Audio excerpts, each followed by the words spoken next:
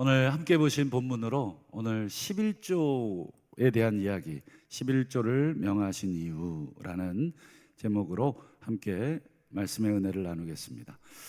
오늘날 우리들은 우리 싫든 좋든 수입이 있는 곳에는 뭐가 있습니까? 세금이 있다. 우리 국방의 의무, 교육의 의무, 그 중에 또 하나 무슨 의무가 있나요? 납세의 의무.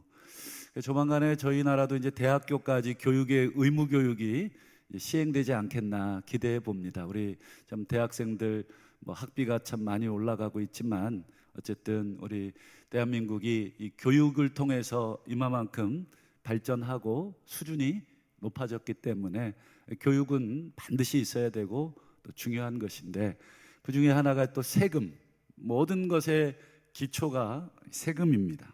그래서 세금은 어떤 용도로 사용되는지 굳이 말씀 안 드려도 잘 알죠.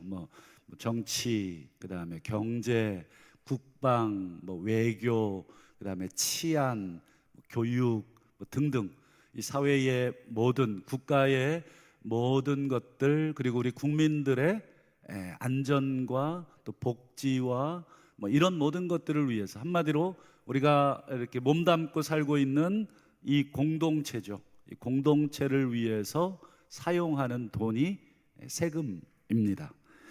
우리나라야 정치와 종교가 분리되어 있지만 여러분, 이스라엘, 고대 이스라엘은 어떻습니까? 정치하고 종교가 딱 붙어 있는 나라죠. 분리가 되질 않습니다.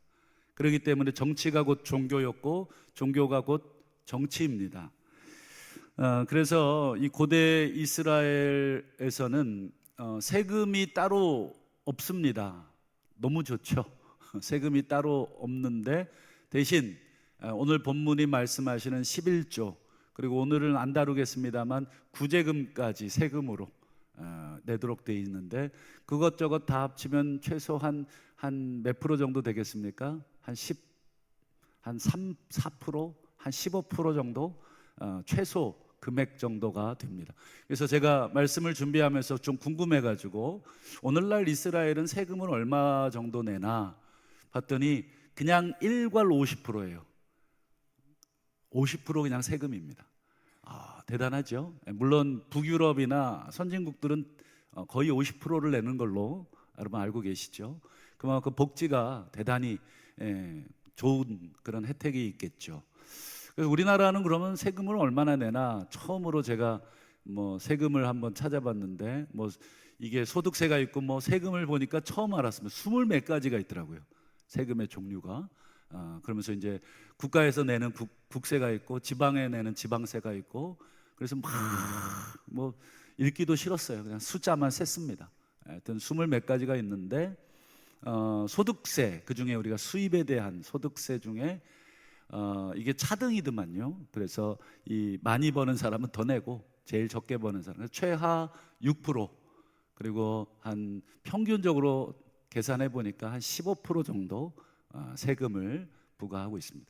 물론 이제 부가세도 있고 여러 가지 있지만 나중에 또 환급도 해주는 그런 제도도 있고 등등, 이 정도 세금을 내고 있더라.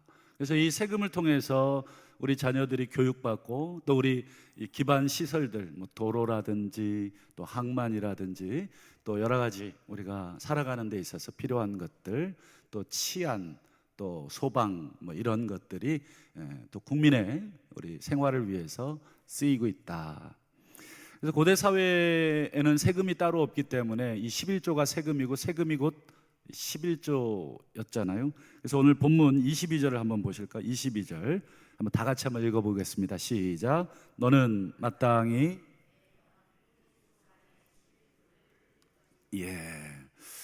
원문에는 마땅히가 없어요.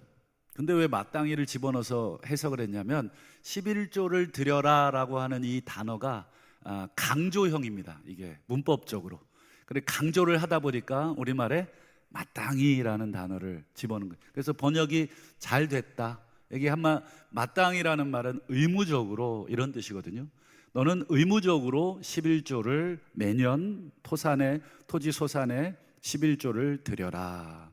이 마땅히 의무적으로, 한마디로 우리 세금과 같다, 이런 뜻입니다. 우리 국민이라면 납세의 의무, 국방의 의무, 뭐 이런 교육의 의무 등등의 의무가 있잖아요. 그런 것처럼 이 11조는 일종의 의무금인 것입니다.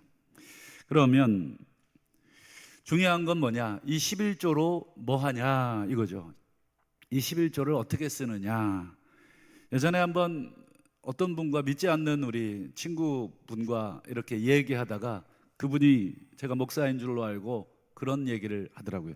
야, 교회 헌금 11조 다 니들 목사들이 갖는 거 아니야? 이러더라고요. 제가 그래서 대답을 해줬어요. 그랬으면 참 좋겠다. 제가 그렇게 대답을 해줬습니다.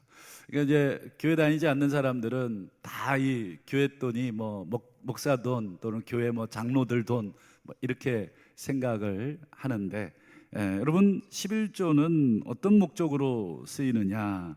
오늘 본문을 중심으로 두 가지를 오늘 하나님이 말씀을 하시는데, 오늘 이 두 가지만 우리가 함께 나누고 결론을 맺으려고 합니다. 첫 번째, 우리 11조는 어떤 목적으로 쓰입니까? 우리 23절 상반절을 한번 보실까요?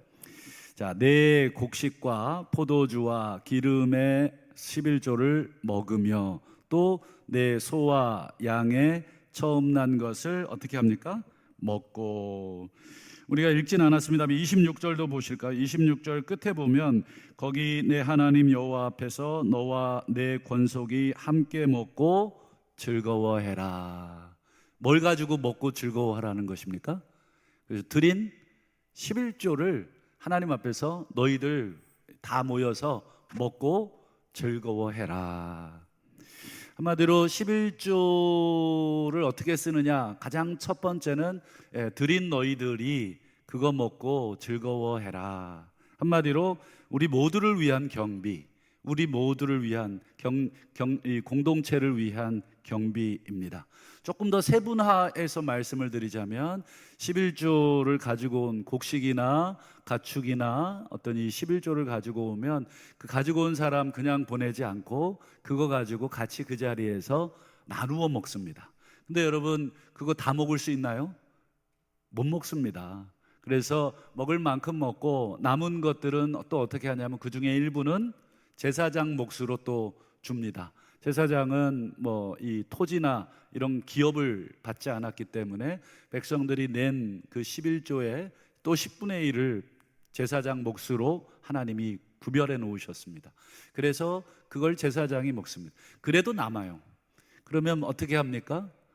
그 남은 걸 가지고 여러분 저축을 해뒀다가 나중에 이 성전 보수나 또는 유지에 필요한 비용으로 충당을 하도록 그렇게 해서 이제 곡식을 팔거나 이렇게 해서 돈으로 바꾸어서 일꾼들을 사고 또 일꾼들이 와서 일하면 곡식으로 임금을 주고 등등 이 성전에 이 퇴락된 곳 또는 보수가 필요한 곳들 시간이 지나면서 이렇게 건물은 헐게 돼 있습니다. 그렇기 때문에 그런 곳에 필요한 그 용도로 보관하도록 그래서 성전의 구조를 보면 이 좌우측으로 창고들이 만들어져 있습니다. 그래서 그곳에 보관하도록 그렇게 되어 있고 그걸 제사장들이 관리하도록 되어 있습니다.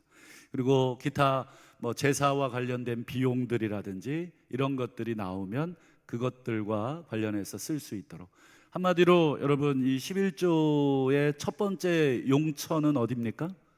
그렇죠. 우리 모두를 위한 것입니다.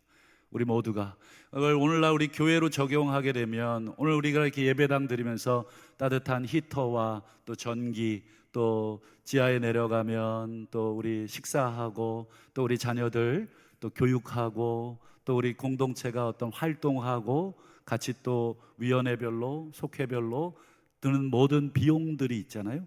그것들은 전부 우리 이 신앙 공동체가 낸 그 11조로 충당하는 것입니다. 그럼 우리 모두가 사용하는 소위 말하는 공동 경비가 되는 것입니다. 그게 11조의 첫 번째 목적입니다. 이게 세금적인 의미가 그래서 이 안에 있는 것입니다.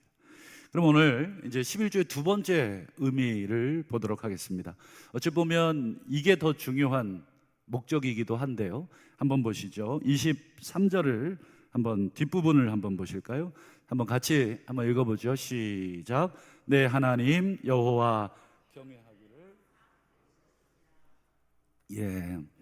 앞에는 내 권속들, 가족들 그 11조 가지고 먹고, 그리고 레위인들도 잊어버리지 말고, 그리고 남은 것들은 성전과 관련된 모든 제반 비용들에 사용되면서 그 뒤에 뭐예요?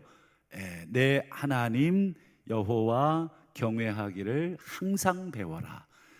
뭘 드림으로써 배우냐면 10분의 1을 구별함으로써 하나님을 항상 배우라. 여러분, 하나님을 경외할 때 우리 신명기 여러분 유명한 말씀 어떻게 경외하라고 배웠습니까? 어떻게 사랑하라고 배웠습니까? 마음을 다하고. 첫 번째부터가 마음에서 올라오는 거죠. 그래서 마음부터 시작을 하는데, 여러분 마태복음 6장에 보면 예수님께서 내 보물이 있는 곳에 내 마음도 있다. 여러분, 우리가 누군가를 향한 마음을 표현할 때 뭐 여러 가지로 표현할 수 있지만 가장 우리의 마음을 확실하게 표현하는 법이 무언가요? 그렇죠. 물질로 우리의 마음을 표현합니다. 왜냐? 이 물질은 나에게도 중요한 것이니까. 내 중요한 것을 저 사람에게 나눌 때 저 사람도 그거 받으면서 알아요. 이 물질은 저 사람에게도 중요한데 저 사람이 이 물질을 나에게 줌으로 인해서 저 사람이 귀중한 걸 주고 있구나. 그래서 예수님께서도 재물이 있는 곳에, 보물이 있는 곳에 네 마음이 있지 않느냐. 그렇죠. 우리가 열심히 재산을 모으고 또 재물을 모으고 농사를 짓고 여러 가지 일들을 하면서 얻은 그 재물들로 인해서 우리 마음이 기쁘고 그 마음이 또 즐거운데, 그것들을 나누는 것은 단순히 재물을 나누는 게 아니라 마음을 나누는 거잖아요. 그런 면에서 11조를 구별하여 드림으로 우리 하나님을 향한 우리의 경외감, 우리의 마음을 배우라는 것입니다. 하나님을 향한 우리의 마음을 여러분 어떻게 표현하십니까? 어떻게 감사를 표현하십니까? 물론 우리 고백으로, 찬송으로 우리가 감사를 당연히 표현하지만 더불어 우리가 무엇으로, 그렇죠, 우리에게 주신 것 중에 가장 중요하게 여기는 재물로. 그래서 구약 성경에 보면 너는 내 앞에 나올 때에 빈손으로 내게 보이지 말지니라. 뭐 하나님 돈 필요하셔서 자꾸 돈 갖고 오라 이런 얘기가 아니시죠. 우리 자녀된 우리들의 마음을 가지고 오너라. 여러분, 그 가지고 온 그 11조 누가 먹어요? 우리가 먹는다고요. 가지고 오라고 해놓고 너희들이 먹어라. 내 앞에서 권속들이 먹어라. 마치 명절에 자녀들이 뭐 용돈 가지고 막 오시잖아요. 그거 우리 부모님들이 나중에 손주들 다 돌려주는 거하고 비슷할 수 있다. 우리 손주들한테 갈 때 용돈 주잖아요. 그리고 또 음식 또 우리 부모님들이 또 열심히 준비해서 또 우리 자녀들과 나누잖아요. 그런 것입니다. 그래서 하나님이 이 11조를 단순히 세금의 개념으로만 우리에게 요구하시는 게 아니라 너희들 마음을 나에게 늘 두어라. 너희들의 마음이 내게서 멀어지지 않도록 하라. 이런 신앙적 교육의 차원이 이 두 번째 더 중요한 목적입니다. 그래서 여러분 신명기 8장 17절과 18절을 보시면 이 물질을 이렇게 수입을 얻었잖아요. 우리가 수입을 얻은 다음에 뭐라고 얘기하라고 가르쳐 주세요? 이렇게 얘기하라고 그러죠. 그러나 내가 마음에 이르기를 내 능력, 내 손의 힘으로 내가 이 재물을 얻었다 말할 것이라. 그렇게 말하지 말라는 거예요. 이게 앞에 이제 염려하건대 이렇게 말할까봐 두렵다. 그러면서 18절을 보시죠. 내 하나님 여호와를 기억하라. 왜 이런 말씀을 하실까? 재물의 뒤에 누가 있다는 거예요? 우리 하나님 여호와께서 역사하시고 계셨다. 그러면서 그가 내게 재물 얻을 능력을 주셨다. 여러분, 우리 아무리 머리가 똑똑해도 우리 하나님이 건강 한번 툭 치시면 어떨까요? 뭐 머리 똑똑해도 뭐 나가 일할 수 없으면 벌 수가 없는 거예요. 만약에 우리가 1,000만 원을 벌어도 병원비로 1,000만 원 나간다 그러면 여러분 수입은 빵원인 것입니다. 오히려 빚을 져야 되겠죠. 병원비 1,000만 원 내고 먹고 살기 위해서 또 빚을 져야 되니까. 그렇게 생각해 보라는 것입니다. 우리 하나님께서 이 모든 것 뒤에서 보이지 않게 역사하고 있다는 것, 그게 보여야 된다. 근데 그게 보이려면 어떻게 해야 되냐면 내게 주신 것 중에 10분의 1을 떼면서 누구를 기억하는 것입니까? 하나님을 기억하는 것입니다. 아우 아까워요 하나님, 이것도 하나님을 기억하는 것이고, 아깝지만 떼면서 하나님을 기억하는 것이고, 아깝지 않게 떼면서도 당연히 기억하는 것이고. 여러분, 아깝지 않은 사람이 어디 있겠습니까? 아깝죠. 저희 딸 4살 때 내가 돈 들여서 바나나킥 사줬는데 그 바나나킥, 그 많은 한 30알 정도 되는 바나나킥에서 하나를 내가 요구하니까 안 주더라고요. 이거 내가 다 사줬는데 아빠 한 입만, 침을 뚝뚝 떨어뜨리면서 이랬는데도 이걸 들고 고민하더니 지 입에 쏙 넣더라고요. 제가 4살짜리한테 질투하고 화내보기는 또 처음이었어요. 내가 다시는 바나나킥 사주나 봐라. 그러면서 또 손잡고 바나나킥 사러 갔는, 바나나킥을 좋아하니까. 여러분, 우리 하나님이 우리의 것을 빼앗아 가려고 그러지 않아요. 우리 하나님은 우리에게 이걸 구분함으로써, 아까운 마음으로 구분하면서도 우리 하나님을 생각하고, 그게 신앙의 교육이고 그게 하나님의 더 큰 의도입니다. 그렇다면 이제 마지막으로 하나만 더 생각해 보겠습니다. 여러분, 11조가 이 공동체를 위한 것이고 더 나아가서는 우리의 신앙적 교육을 위한 것인데, 여러분 11조를 안 드리면 어떻게 될까? 왜 드리라고 했는가는 뭐 이제 배웠으니까, 안 드리면 어떻게 될까? 여러분, 결론부터 말씀을 드리면 개인도 죽고 공동체도 죽는 것이 성경의 역사입니다. 그 성경 시대에 이런 역사, 이 11조와 관련된 아주 중요한 역사를 기록한 곳이 있죠. 어디입니까? 말라기입니다. 말라기. 여러분, 말라기, 학개, 스가랴, 말라기, 이 세 성경은 구약의 마지막 성경입니다. 학개, 스가랴, 말라기는, 이 마지막 세 성경이라는 말은 이스라엘 백성이 포로 이후의 생활을 기록한 책이에요. 언제 생활이라고요? 포로 이전입니까? 이후입니까? 이후. 여러분, 포로 이후라는 말은 경제적 상황이 어떻다는 뜻입니까? 그렇죠. 우리 6.25 이후에 어땠습니까? 굉장히 어려웠잖아요. 그 시대에 아마 우리 부모님들 계셨을 텐데, 먹고 살기 너무 힘들어서 미군들이 던져준 초콜릿, 그거 받아 먹고 우리가 근근히 살아가는 그 시절 아니었습니까? 그러니 포로 이후는 어느 나라, 어느 민족이건 다 경제적으로 어려워요. 말라기는 포로 이후의 이 공동체에 대한 기록인데요. 여러분, 먹고 살기 힘들면 뭐부터 줄이십니까? 일단은 내 입에 들어가는 거 줄일 수 없잖아요. 그 외의 것들부터 줄이게 되잖아요. 그래서 우리 학원비, 아이들 뭐 그런 거 줄이고, 그 다음에 또 뭐 기타 외식, 또 기타 뭐 문화생활 이런 거부터 줄이고, 일단 기본적인 먹고 사는 거는 놔둬야 되니까. 그러니까 이스라엘 공동체도 포로 이후에 먹고 살기 힘드니까 뭐부터 줄였냐면 11조부터 안 내기 시작을 했어요. 여러분, 이 11조부터 안 내기 시작하면 어떤 일이 벌어지는 줄 이 사람들은 몰랐을 겁니다. 11조를 안 내면 성전에서 일하는 레위인들은 먹고 살 길이 없어요. 그들은 기업을 땅으로 받지 않았기 때문에. 그러면 누가 떠나냐면 레위인들이 먹고 살기 위해서 떠나게 됩니다. 여러분, 레위인들이 떠나면 뭐가 관리가 안 되냐면 성전이 관리가 되질 않아요. 성전이 퇴락하고 제사가 드려지질 않아요.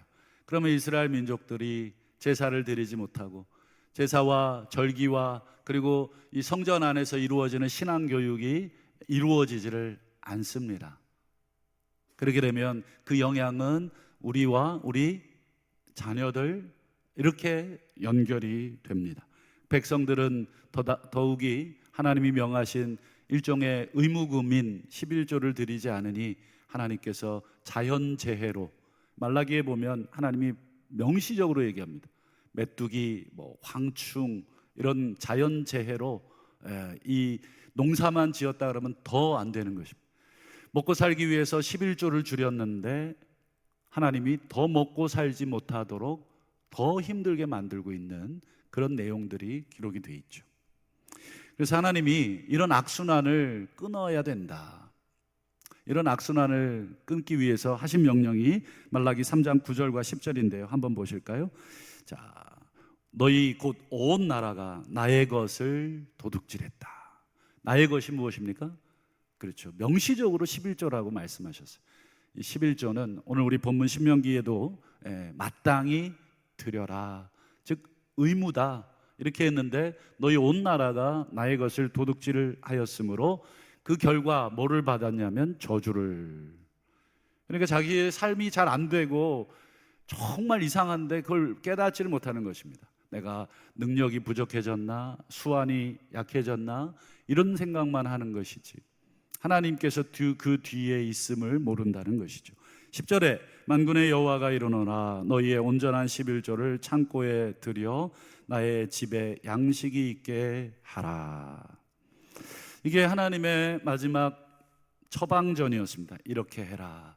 그리고 처방전을 백성들이 손에 쥐어들고 이제 약국을 가서 약을 타서 먹어야 되는데, 이 백성들이 안타깝게 어떻게 했습니까? 그 처방전을 쫙쫙 찢었습니다. 현실이죠. 먹고 살기 바쁜데 하나님 장난하십니까? 제가 11조 내기가 제일 어려웠을 때는 수입이 제일 작았을 때입니다. 수입이 많을 때는 11조 내는 게 어려울 것 같잖아요. 그렇지 않아요.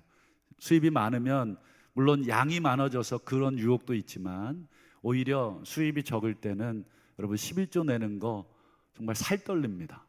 제가 교육전도사 때 11조를 무려 4만 원이나 냈어요. 그러니까 남은 돈으로 애 둘 분유값, 기저귀값 떼고 나면, 그리고 공과금 떼고 나면 생활비가 얼마 남는지 대충 나오잖아요.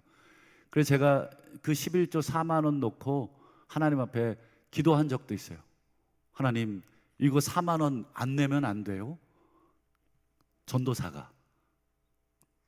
그러니 우리 얼마나 우리 성도님들 그 11조 힘들다는 거 잘 알죠.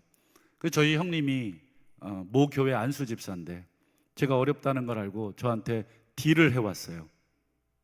야, 내 11조 너한테 주면 안 되냐? 그 제가 뭐라 그랬겠어요? 아멘. 제가 이랬겠습니까? 뭔 소리 하시냐?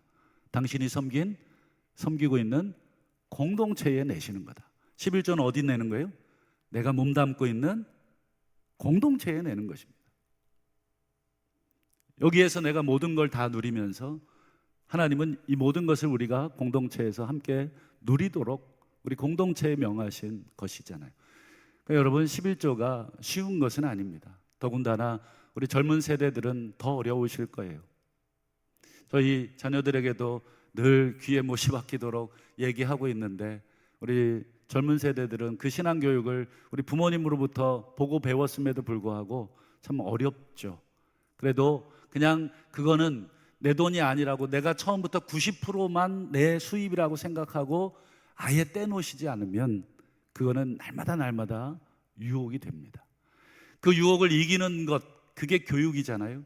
그래서 11조를 떼므로써 누구를 경외하는 걸 배우냐면 하나님을 경외하는 것. 내가 물질을 경외하는 사람이 아니라 하나님을 경외하는 사람이라는 것, 그것을 배우라. 이게 11조의 목적입니다. 오늘 11조 말씀을 준비하면서 혹시 목사가 돈 얘기한다고 우리 시험 드실 분이 있으면 이해하고 들으십시오. 오늘 말씀이 그 주제여서 제가 말씀을 드리는 것이니, 여러분 그 11조 제 주머니에 들어가는 것도 아닙니다. 우리 모두를 위한 그 하나님의 세금과도 같고 신앙 교육적인 차원입니다. 그러면 하나님이 우리에게 우리 돈 필요해서 11조 요구하신 게 아니라 결국은 11조는 누구를 살리냐면 나를 살리고 우리를 살리는 하나님의 기금입니다. 여러분, 우리나라가 세금 내지 않는다고 한번 상상해 보세요. 그러면 우리 주머니에 조금 수입은 좋아지겠지만 결국 우리 국가는 무정부 상태에 빠집니다. 누가 치안을 감당하겠고 누가 국방을 담당하겠으며 외세의 침입에 대해서 어느 누가 총칼을 들고 막아낼 수 있겠습니까? 결국 그 돈 몇 푼을 아끼려고 여러분 세금을 내지 않으면 이 나라와 민족의 치안과 경제 등등의 모든 것들이 결국 고스란히 피해가 나에게 오고 우리 자녀들에게로 온다는 것을 우리는 알기에 힘들어도 우리가 납세의 의무를 감당하고 있듯이, 여러분, 우리 하나님이 우리에게 11조를 요구하시는 것은 여러분 결국 나와 우리 공동체를 살리고 복을 주시기 위함이다. 마지막으로 오늘 본문 29절을 한번 결론으로 다 함께 한번 읽어보겠습니다. 시작. 그리하면 내 하나님 여호와께서 내 손으로 하는, 우리 한번 다 같이 아멘 한번 해볼까요? 아멘. 예, 그리하면이라는 말에 앞에 모든 명령들이 다 들어있죠. 그렇게 해봐라. 말라기에서도 제가 읽진 않았습니다만 11조를 안 내기 시작하는 이 포로 후기 경제 어려운 공동체에게 하나님이 11조 온전히 한번 드려봐. 나 믿고 나 좀 한번 시험해봐라. 그러면 내가 하늘을 열고 쌓을 것이 없도록 붙지 아니하나 보라. 하나님이 처음으로 자기를 시험해보라고 하시는 구절이었습니다. 그만큼 우리 인간에게 유혹이 되고 인간에게 어려운 것이기에 우리 하나님이 그렇게까지 말씀하셨습니다. 말씀을 맺겠습니다. 우리 욥이 고난 중에 했던 고백이 있어요. 주신 자도 여호와, 그 다음에요 거두신 자도 여호와. 여러분, 우리가 가지고 있거나 또는 우리가 없거나 우리의 모든 삶의 뒤에는 하나님이 계시는 줄로 믿고, 여러분 11조 이것은 나와 우리 모두를 살리기 위한 하나님의 은혜의 방편이고 또 우리에게 신앙적 교육과 복을 주시기 위한 하나님의 은혜의 수단임을 기억하고 우리가 어려운 가운데 있겠지만 우리가 힘을 다해 우리 하나님께 마땅히 우리 공동체에게 필요한 것들을 함께 우리가 감당하시는, 그래서 하나님의 그 약속의 복을 함께 누리시는 그런 아름다운 신앙 공동체가 되실 수 있기를 주의 이름으로 축원합니다.